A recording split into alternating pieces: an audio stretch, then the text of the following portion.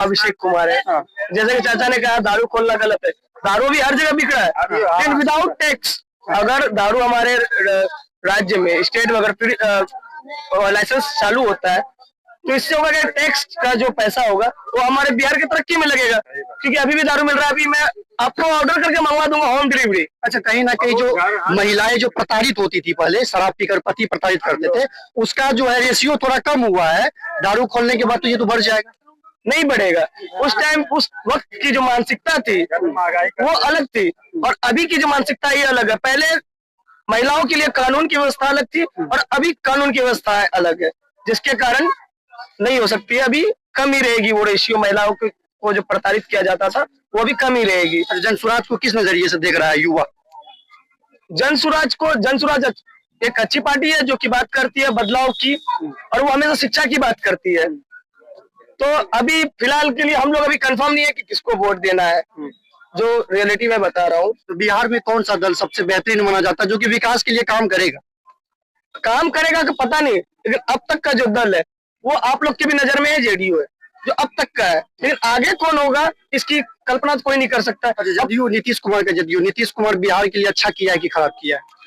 कौन बोलता है खराब किया? जो बोलता खराब किया उसको पहले इतिहास पढ़ने की जरूरत है, जो बात है।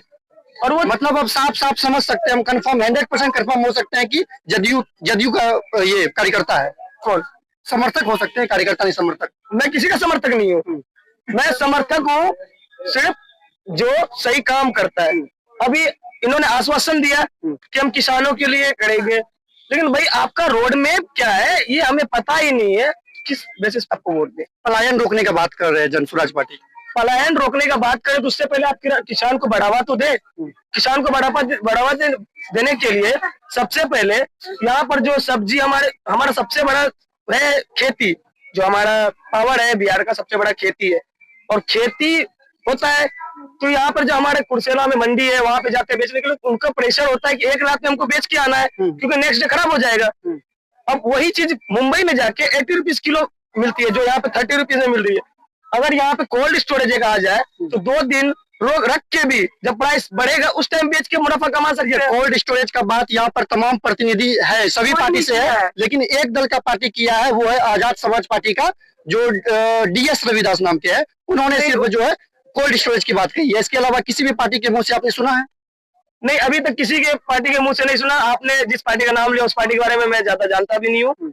और अभी जो मैंने कोल्ड स्टोरेज की बात की है उसके साथ साथ ट्रांसपोर्टेशन वैन भी, जो कि कोल्ड रेफ्रिजरेटर के साथ आता है, जिसके कारण यहाँ से जो हमारा बिहार से जो कि एक्सपोर्ट इंपोर्ट का हाई लेवल पे बिजनेस किया जा सकता है, आलू प्याज का, जो कि बीच में मिडल मैन जो है वो हमेशा प्रॉफिट में रहते हैं।